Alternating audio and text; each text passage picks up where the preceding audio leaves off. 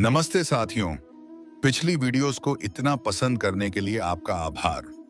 आपकी डिमांड पर इस बार का वीडियो लंबा बनाया है, तो इस संगीत वीडियो को अब शेयर करने की जिम्मेदारी आपकी है, क्योंकि इस एक ही वीडियो से आपके संगीत, बुद्ध धर्म से रिलेटेड सभी टॉपिक इजीली कवर हो जाएंगे। तो चलो अब वीडियो देखो और लास्ट में अपनी फीडबैक कमेंट में जरूर बता के जाना। धन्यवाद। क्या आपने कभी संगीत सोचा है, एक राजकुमार जिसने सब कुछ छोड़ा, राज वैभव सुख सुविधाएं, और निकला उस सवाल का जवाब ढूंढने जिसका जवाब आज भी इंसान तलाश रहा है? दुख क्यों है? वो राजकुमार थे सिद्धार्थ गौतम, जो आगे चलकर बने भगवान बुद्ध, जिनकी सोच ने न केवल भारत बल्कि पूरी दुनिया की दिशा बदल दी। इस वीडियो संगीत में हम आपको ले चलेंगे उस दौर में जहां से शुरू हुई थी एक आध्यात्मिक क्रांति, जहां से निकला था मध्य मार्ग, जो आज भी जीवन के हर मोड़ पर हमें राह दिखाता है। तैयार रहिए, क्योंकि अगली कुछ ही पलों में आप स्वयं संगीत बुद्ध के युग में पहुंचने वाले हैं। ओम मणि पद्म हूं, ओम मणि पद्म हूं, ओम मणि पद्म हूं, ओम मणि पद्म पता। संगीत हूं कहानी शुरू होती है लुम्बिनी नामक एक छोटे से बाग में, जहां महारानी माया देवी संगीत अपने मायके जा रही थी। वहीं एक शांत सुबह लगभग 563 संगीत ईसा पूर्व सिद्धार्थ गौतम का जन्म हुआ।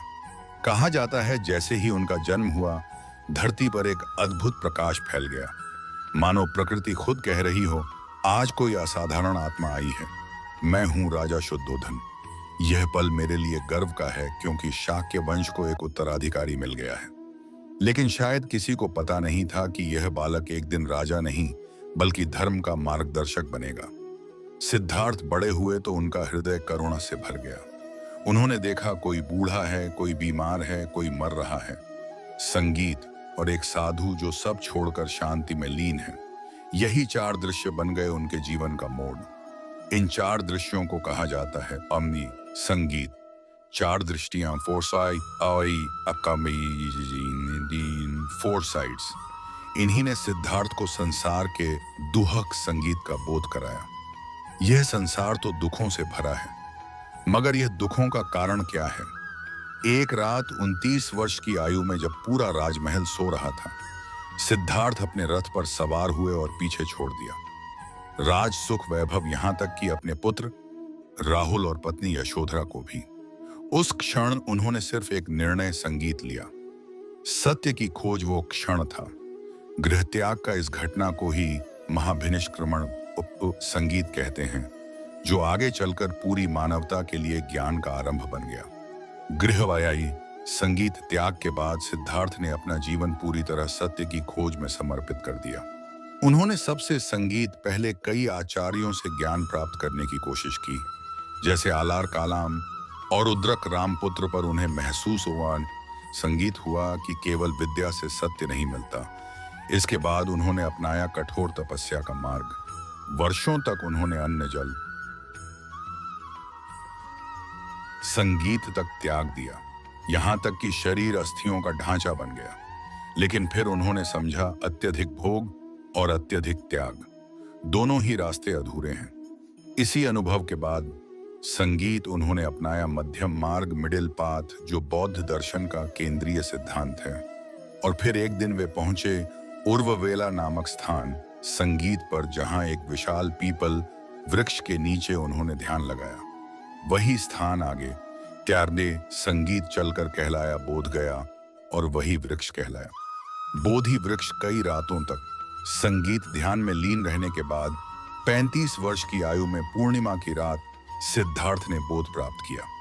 अब वे केवल संगीत सिद्धार्थ नहीं रहे, वे बन गए बुद्ध, अर्थात जागृत व्यक्ति। ज्ञान प्राप्ति के बाद बुद्ध ने जाना, जीवन का दुख संगीत केवल तब समाप्त हो सकता है जब इंसान अपने भीतर की आसक्ति यानी कि अटैचमेंट और अज्ञान यानी कि इग्नोरेंस को समाप्त कर दे। इसी से उत्पन्न हुई उनकी सबसे महान शिक्षा, चार आर्य सत्य, 4 नोबल ट्रुथ्स। पहला सत्य है दुख, यानी जन्म, बुढ़ापा, रोग और मृत्यु सभी दुखों के रूप हैं। दूसरा संगीत है दुख के कारण का आर्य सत्य, यानी तृष्णा। तीसरा दुख के निरोध का आर्य सत्यम, यानी इच्छाओं के समाप्त होने पर दुख का अंत हो जाता है। चौथा है दुख निरोधगामिनी प्रतिपदा का आर्य सत्य, यानी दुख को समाप्त करने का मार्ग, जो अष्टांगिक मार्ग है। एट फोल्ड पाथ, ये उन्होंने पहली बार सारनाथ में बताया था, जिसे कहा जाता है संगीत धर्म चक्र प्रवर्तन, turning of the wheel of dharma. Buddha ने कहा था जैसे वीणा की तार ना बहुत कसनी चाहिए ना बहुत ढीली, वैसे ही जीवन संगीत में संतुलन जरूरी है। यही संतुलन कहलाता है मध्यम मार्ग, मिडिल पाथ संगीत, और इसे जीने का तरीका बताया गया अष्टांगिक मार्ग। यह मार्ग जीवन के 8 ऐसे हिस्सों को जोड़ता है जो संगीत मिलकर इंसान को दुख से मुक्त करते हैं और आत्मज्ञान की ओर ले जाते हैं। संगीत पहला मार्ग है सम्यक दृष्टि 1। इसका अर्थ है संगीत चीजों को सही दृष्टिकोण से देखना। दूसरा मार्ग है सम्यक संकल्प। इसका अर्थ है सही विचार, संगीत और सही इरादे रखना, क्रोध घृणा और लालसा से दूर रहना। तीसरा है सम्यक वचन, संगीत यानी सच्चे कोमल और उपयोगी शब्द बोलना, झूठ चुगली या कटु भाषा से बचना। चौथा है सम्यक कर्म, जिसका अर्थ है हिंसा, चोरी, झूठ और अनैतिक आचरण से दूर रहना, किसी को पीड़ा ना पहुंचाना। पांचवा है सम्यक आजीविका, यानी अपनी जीविका ऐसे साधनों से कमाना जो दूसरों को नुकसान ना पहुंचाएं। छठा है सम्यक प्रयास संगीत, यानी अपने मन से बुरे विचारों को हटाने और अच्छे विचारों को बढ़ाने का सतत प्रयास करना। सातवां है सम्यक स्मृति, यानी संगीत अपने विचारों, भावनाओं और क्रियाओं के प्रति जागरूक रहना, हर क्षण सचेत रहना। आखिरी है सम्यक समाधि, यानी मन को एकाग्र करके गहरी ध्यान अवस्था में पहुंचना। संगीत जहां से वास्तविक शांति मिलती है। ज्ञान प्राप्त करने के बाद बुद्ध का जीवन ठहर नहीं गया। अब उनके भीतर एक ही उद्देश्य था, जिस सत्य को मैंने जाना संगीत है वह हर इंसान तक पहुंचना चाहिए। पहला उपदेश सारनाथ में 5 भिक्षुओं को दिया गया। यहां से संगीत संघ की स्थापना भी हुई। वह उपदेश केवल शब्द नहीं था, वह एक आंदोलन की शुरुआत थी, ज्ञान, करुणा और संयम का आंदोलन। बुद्ध ने अपने अनुयायियों को सिखाया, संगीत धर्म को मत मानो बल्कि इसे समझो। ईश्वर की पूजा से नहीं, सत्य की खोज, संगीत से मुक्ति मिलती है। धीरे धीरे उनके चारों ओर बनने लगा एक समाज जहां कोई जाति संगीत नहीं थी, ना ऊंच नीच, ना अमीरी गरीबी।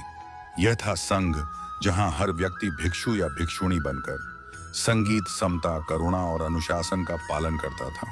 समय 2 प्रमुख शाखाएं संगीत थीं। पहला भिक्षु संघ मंक कम्युनिटी, दूसरा भिक्षुणी संघ नन्स कम्युनिटी। संघ के अनुशासन और बुद्ध की शिक्षाओं ने जल्द ही भारत से लेकर श्रीलंका, नेपाल, बर्मा, चीन और जापान तक अपनी छाप छोड़ दी। यह था धम्म का प्रसार जो सीमाओं से परे था। समय बीता। बुद्ध ने करीब 45 वर्षों तक उपदेश यात्राएं की। राजगृह, वैशाली, श्रावस्ती, कौशाम्बी और पाटलिपुत्र तक हर जगह उन्होंने लोगों को एक ही संदेश दिया, अहिंसा, करुणा और आत्म जागरण। और फिर आया अंतिम पड़ाव। आयु थी 80 वर्ष।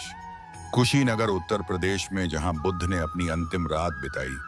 शांति से लेटे हुए उन्होंने कहा, अब दीपो भव, यानी सभी संयम से जियो और अपने प्रकाश स्वयं बनो।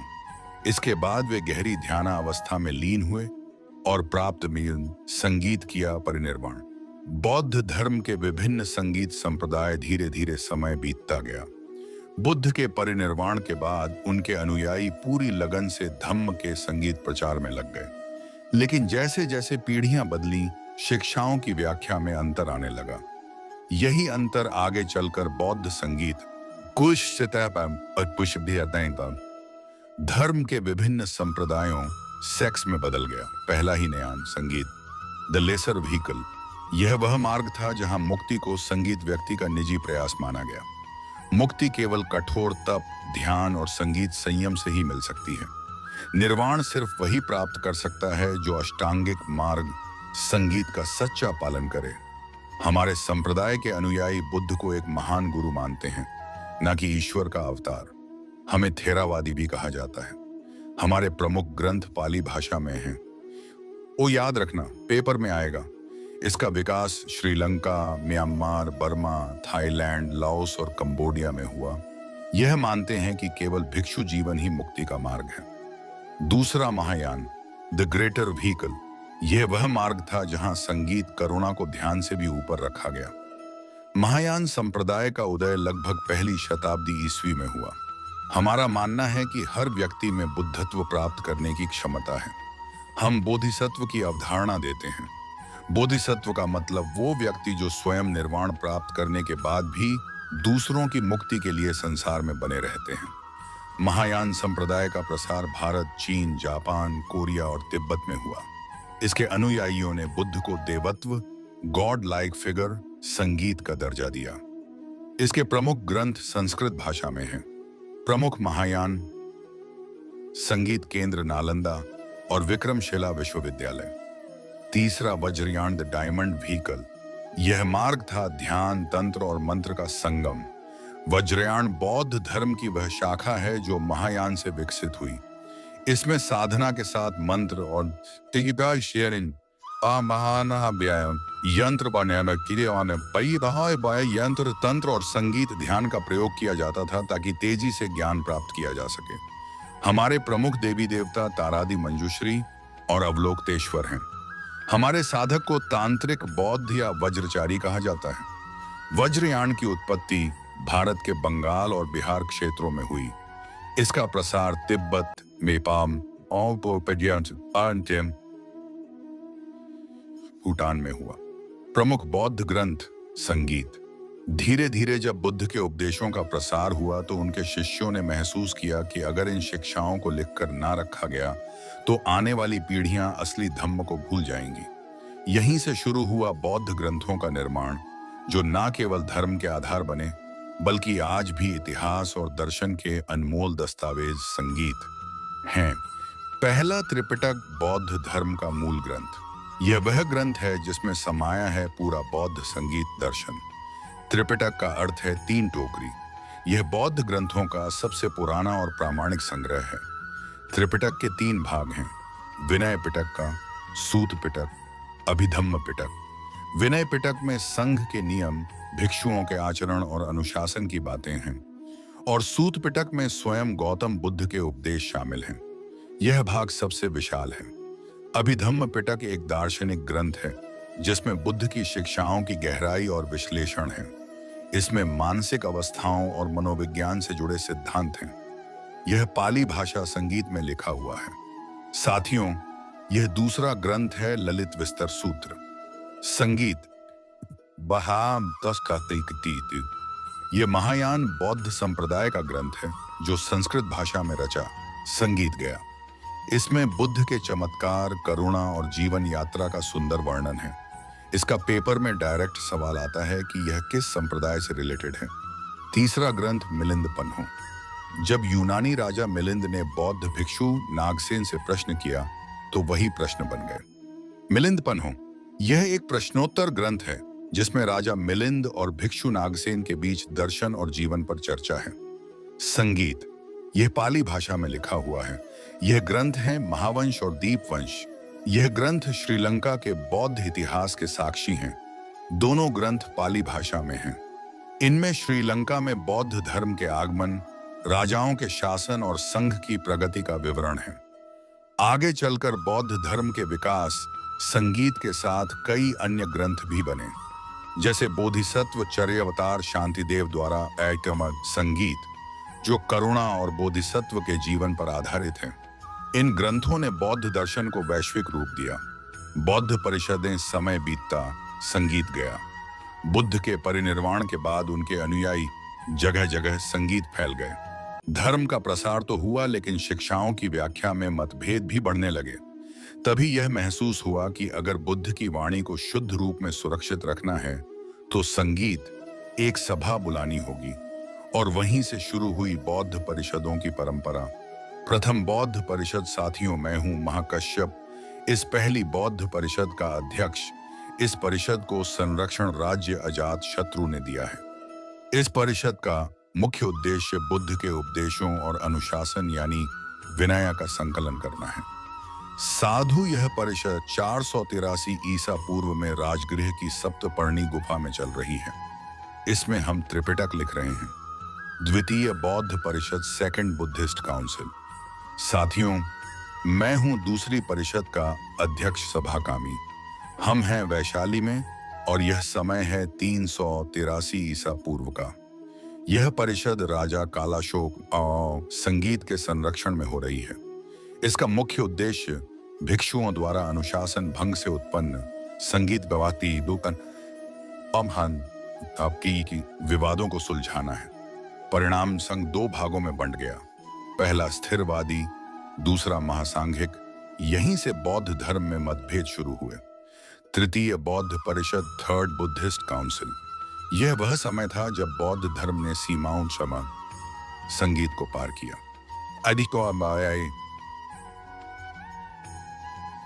मोगलीपुथु। यह परिषद सम्राट अशोक के संरक्षण में 250 ईसा पूर्व में हो रही है। हम पाटलिपुत्र में हैं। इसका उद्देश्य संघ से विधर्मी तत्वों को हटाना और सच्चे धम्म का प्रचार करना है। परिणाम अभिधम्म पिटक का संकलन। संगीत मिशनरियों को विदेश भेजा गया। श्रीलंका, म्यांमार, मिस्र, ग्रीस आदि। संगीत। अशोक ने बौद्ध धर्म को विश्व धर्म बनाया। तीसरी परिषद में हीनयान परंपरा को स्थिर रूप मिला। चतुर्थ बौद्ध परिषद, फोर्थ बुद्धिस्ट काउंसिल बाउंड संगीत। यह परिषद दो जगह हुई, एक श्रीलंका में और एक कश्मीर में। पहली श्रीलंका समय लगभग पहली सदी, संरक्षक राजा वटगामिनी। कार्य यहाँ पाली भाषा में त्रिपिटक का लिपिबद्ध रूप तैयार बटन संगीत किया गया। साथियों, मैं वसुमित्र हूँ। मैं कश्मीर में हूँ। यहाँ राजा कनिष्क के संरक्षण में चौथी परिषद चल रही है। बौद्ध धर्म संगीत से संबंधित यूनेस्को के विरासत स्थल। संगीत सबसे पहला है बिहार में नालंदा महाविहार का पुरातात्विक स्थल। दूसरा है मध्य प्रदेश के सांची में बौद्ध स्मारक। तीसरा है बिहार में महाबोधि मंदिर परिसर। आखिरी है अजंता की गुफाएं। संगीत जो महाराष्ट्र के औरंगाबाद में है। पतन की शुरुआत, decline of Buddhism in India. सम्राट अशोक के बाद जो साम्राज्य संगीत खड़ा हुआ वह उतना बौद्ध विचारों के प्रति समर्पित नहीं रहा। संगीत राजनीति ने धर्म को पीछे छोड़ दिया और बौद्ध संघ की एकता टूटने लगी। पतन के कुछ मुख्य कारण हैं, जैसे बौद्ध संघों का भ्रष्टाचार, मठों में विलासिता, संगीत का बढ़ना, भिक्षु ज्ञान के बजाय दान और संपत्ति में उलझने लगे। पतन का बड़ा कारण संघ का विभाजन भी था। विचारों की एकता खोल में तो कम संगीत गई थी। बौद्ध धर्म कई संप्रदायों में बांट गया, जैसे हीनयान, अह्यान, महायान, महायान, द्वानिशमयी, आबहन, थाशयन, वज्रयान, थेरवाद, संगीत आदि। हिंदू धर्म का पुनरुत्थान भी होने लगा था। गुप्त काल में वैदिक धर्म और भक्ति आंदोलन ने पुण्य बल पकड़ा। बुद्ध को विष्णु का अवतार मान लिया गया, जिससे बौद्ध धर्म की स्वतंत्र पहचान कमजोर पड़ी। 12वीं शताब्दी में तुर्क आक्रमणों के दौरान नालंदा, विक्रमशिला और औदंतपुरी विश्वविद्यालय जला दिए गए। हजारों भिक्षु मारे गए और धर्म के ग्रंथ लुप्त हो गए। नालंदा विश्वविद्यालय को बख्तियार खिलजी 10,193 संगीत ईस्वी ने जलाया था। बौद्ध धर्म 12वीं सदी के बाद भारत से लगभग विलुप्त हो गया। वो भूमि जहां बुद्ध ने ज्ञान पाया, वहीं उनके अनुयायी संगीत गायब हो गए। सिर्फ खंडर बचे और कुछ कहानियां। लेकिन इतिहास हमेशा पुनर्जन्म संगीत लेता है। करुणा की जो ज्योति बुद्ध ने जलाई थी, वो कभी पूरी तरह बुझी नहीं। ब्रिटिश अधिकारी अलेक्जेंडर कनिंघम ने सांची, सारनाथ, बोधगया जैसे स्थलों की खुदाई करवाई। भारत ने फिर से बुद्ध के पद चिन्ह खोजे। डॉक्टर भीमराव अंबेडकर ने 1956 में नागपुर में लाखों अनुयायियों के साथ बौद्ध धर्म आदियामी अबानामारया संगीत अपनाया। इसे नवयान आंदोलन कहा गया। उनका नारा था, मैं हिंदू के रूप में जन्मा पर हिंदू के रूप में मरूंगा नहीं। संगीत अंबेडकर ने 14 अक्टूबर 1956 को दीक्षा भूमि नागपुर में बौद्ध धर्म अपनाया। भारत ने संगीत पॉप कुछ दहक दे दीजिए एक बार फिर शांति का संदेश दाता राष्ट्र होने का सम्मान पाया है। 2011 की जनगणना के अनुसार भारत में लगभग 84 लाख बौद्ध अनुयायी हैं। इनमें से अधिकतर महाराष्ट्र, उत्तर प्रदेश और लद्दाख और पश्चिमी संगीत में रहते हैं। इतिहास ने बुद्ध के धर्म को कई बार मिटाने की कोशिश की, पर करुणा कभी नहीं मिटती। जब जब दुनिया हिंसा से थकती है, बुद्ध का संदेश फिर लौट आता है, अपदि दीपो भव, अपने भीतर की ज्योति बनो। आज भारत फिर उसी ज्योति को आगे बढ़ा रहा है और शायद संगीत यही पुनर्जन्म है बौद्ध धर्म का। तो साथियों, यह वीडियो आपको कैसा लगा? उम्मीद है यहां तक वीडियो देखा है तो दिलचस्प तो लगा होगा। अब जल्दी से एक अच्छा सा कमेंट कर दो और वीडियो को अपने मित्रों से शेयर कर दो। मिलते हैं अगली वीडियो में। धन्यवाद।